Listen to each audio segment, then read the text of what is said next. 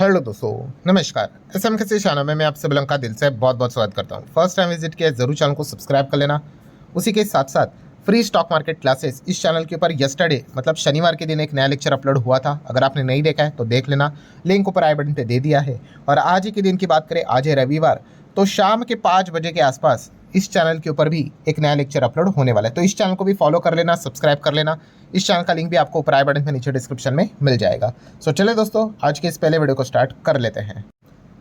सो ठीक है दोस्तों, अभी हम लोग आ चुके हैं बिल्कुल हमारे नॉर्मल स्क्रीन के ऊपर। आपको पता ही है कि संडे का हमारा पहला वीडियो यही रहता है यूजुअली, कि आने वाले नेक्स्ट 5 दिन कैसे रहेंगे बाजार के लिए। मतलब कौन से इंपॉर्टेंट ट्रिगर पॉइंट है जिस चीज़ के चलते बाजार में तेजी आएगी, या फिर ऐसे कौन से ट्रिगर पॉइंट है जिस चीज़ के चलते बाजार को तोड़ा जा सकता है। तो बेसिक 2 फॉर्मेलिटी के साथ शुरुआत करेंगे। पहली फॉर्मेलिटी, बाजार में क्या कोई छुट्टी है क्या, पब्लिक हॉलीडे है क्या? तो इस सवाल का जवाब अगेन वही है, नहीं। नया मंथ स्टार्ट हो चुका है अगस्त, बट अगस्त में भी कोई पब्लिक हॉलीडे नहीं है। डायरेक्ट सितंबर में, वो भी 14 सितंबर को रहेगा। सो पहला पॉइंट बहुत क्लियर है भाई, बाजार बिना किसी रुकावट के 5 में से 5 दिन चलने वाला है। सेकेंड फॉर्मेलिटी की बात करेंगे भाई कि मार्केट का माहौल क्या है। तो माहौल की अगर बात कर ले तो आपको पता है हफ्ते की हम बात करते हैं। शुक्रवार के दिन 60-70 पॉइंट की यहाँ पे तेज़ी थी, ठीक है। एंड पिछले हफ्ते की अगर बात करें जिसमें 5 दिन आते हैं, तो काफ़ी ज़बरदस्त परफॉर्मेंस रहा। एंड हम कह सकते हैं बुल वालों ने अच्छा परफॉर्मेंस दिखाया। आप देख सकते हो 450 पॉइंट मार्केट को ऊपर खींचने में वो सक्षम रहे। ऑलमोस्ट 2% की तेज़ी, मतलब अगर आप देखोगे पूरा हफ्ता काफ़ी अच्छा परफॉर्मेंस बुल की ओर से हमें देखने को मिला है। काफ़ी समय के बाद अच्छी तेज़ी भी आई और वो अच्छी तरीके से तेज़ी टिक भी पाई, ठीक है। तो हम कह सकते हैं पिछला हफ्ता बुल ने अपना दबदबा दिखाया। अब इस हफ्ते क्या बियर वाले वापस मार्केट को नीचे खींचेंगे, तो ये देखने वाली बात ज़रूर रहेगी। वैसे तो शुक्रवार के दिन की बात करें, हमारा मार्केट बंद रहता है, उसके बाद अमेरिकन मार्केट चलता रहता है। तो वो कैसे रहा, 0.5% तेज़ी के साथ क्लोज हो गया। डाउ की बात करें, नैस्डैक भी 1% यहाँ पे तेज़ हुआ है। और हमारा गिफ्ट निफ्टी की अगर बात कर ले, 60-70 पॉइंट नीचे था, 24,380 के आसपास। और हमारा जो नॉर्मल निफ्टी भी है वो भी 24,380 के आसपास ही चल रहा है। मतलब ओके परफॉर्मेंस देखने को मिल रहा है। देन दोस्तों, one of the most important point, जितने स्टार लगा लो उतने कम है। यस, इस हफ्ते का सबसे बड़ा ब्रेकिंग न्यूज़ आरबीआई। यस दोस्तों, आरबीआई की बात कर ले तो मॉनेटरी पॉलिसी की मीटिंग हमें देखने को यहाँ पे मिलने वाली है। एंड अगेन चांसेस तो यही है भाई कि रेट्स जैसे फेड ने कोई बदलाव नहीं किया वैसे ही करेंगे, कोई बदलाव नहीं होगा। पर जैसे आपको पता ही है कि केविन वॉर्श की कमेंट्री ने अमेरिकन मार्केट की क्या हालत कर दी। याद है ना आपको, सेकेंड हाफ में मतलब मार्केट 1000 पॉइंट से ज़्यादा गिर गया। सेम वैसे ही अगर हम यहाँ पे बात कर ले तो आरबीआई गवर्नर संजय मल्होत्रा जी का भी जो कमेंट्री रहने वाला है, प्रेस कॉन्फ्रेंस रहने वाला है, वो काफ़ी इंपॉर्टेंट रोल प्ले करेगा। सो ये जो मीटिंग है वो कल से 3 तारीख से शुरुआत होगा और 5 तारीख को कंक्लूड होगा। तो 5 तारीख ये बहुत इंपॉर्टेंट रहेगी। 5 तारीख की अगर बात करें तो संजय मल्होत्रा जी हमें बताएंगे भाई कि एमपीसी की मीटिंग में क्या फैसला हुआ है, ठीक है। रेट कट का तो क्या संबंध बनता है, हुआ तो रेट हाइक, नहीं तो न्यूट्रल। और फिलहाल तो रेट हाइक आगे ही जाएगा, न्यूट्रल ही रहेगा, इसी के चांसेस ज़्यादा बने हुए हैं। सो इंपॉर्टेंट पॉइंट क्या है दोस्तों कि यस, इस हफ्ते का ये सबसे बड़ा इवेंट है। देन उसके बाद अमेरिका का नॉन फार्म पेरोल का डेटा आने वाला है दोस्तों। आई गेस ये डेटा शुक्रवार के दिन आएगा, तो इसको भी नोट कर लेना, बहुत इंपॉर्टेंट है।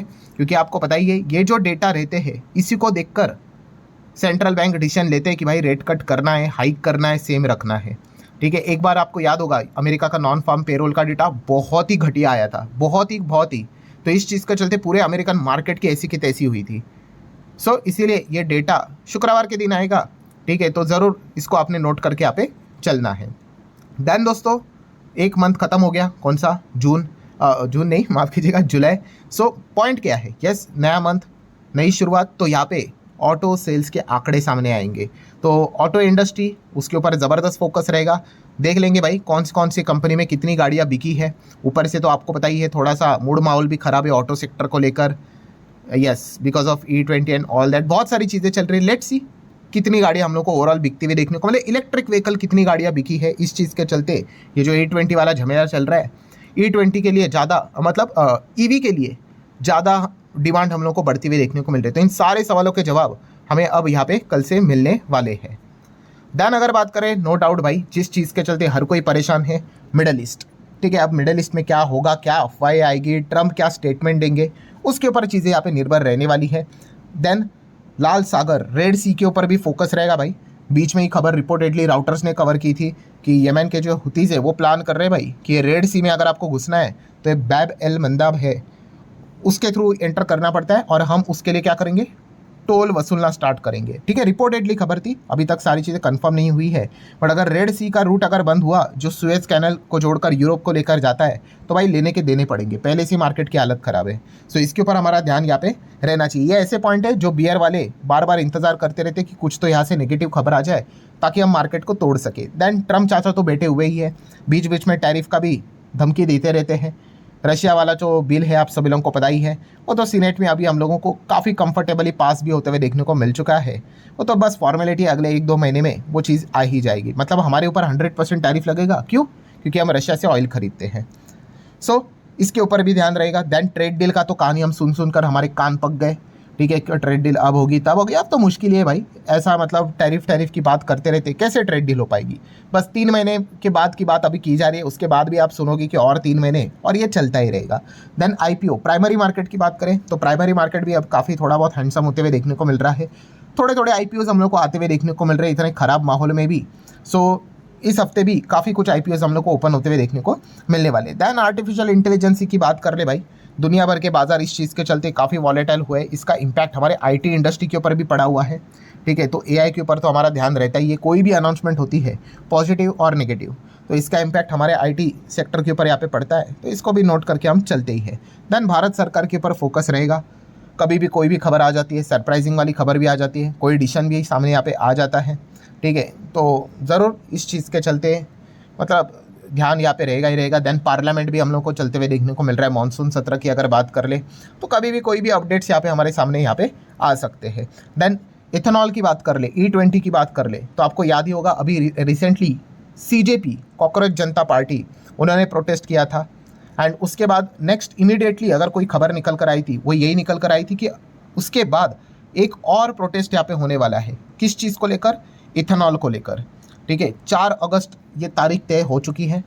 एंड यहाँ पे इथेनॉल से रिलेटेड मतलब कौन ऑर्गेनाइज कर रहा है? Delhi taxi and tourist transport and tour operator association and जो भी अदर ट्रांसपोर्ट बॉडीज़ है, वो यहाँ पे क्या करने वाले? पार्लियामेंट की ओर यहाँ पे मार्च निकालने वाले हैं। क्यों? ये E20 के चलते कि उनकी गाड़ियाँ ख़राब हो रही है, प्रॉपर ट्रांसपेरेंसी यहाँ पे होनी चाहिए। ठीक है, तो ये 4 अगस्त के दिन अभी मतलब एग्जैक्टली क्या होगा ये एक देखना काफ़ी इंटरेस्टिंग पार्ट यहाँ पे रहने वाला है। देन Q1 के रिजल्ट तो चल ही रहे हैं, बड़े बड़े कंपनी के नंबर आएंगे। काफ़ी लोग पूछ रहे थे sir state bank of India के नंबर कब आएंगे, तो लो भाई इस हफ्ते हम लोगों को SBI के नंबर्स देखने को मिलने वाले हैं। सो ज़रूर उसके ऊपर आप ध्यान रख सकते हो। देन OPEC की मीटिंग की बात कर ले। ठीक है, आपको पता ही है क्रूड ऑयल से रिलेटेड ऑर्गेनाइजेशन ग्रुप्स हमें देखने को मिल जाते हैं, OPEC प्लस, तो OPEC की मीटिंग हमें देखने को मिलेगी। तो लेट्स सी क्या आउटकम निकल कर आता है। देन हमारा PMI का डेटा आने वाला है, manufacturing as well as service.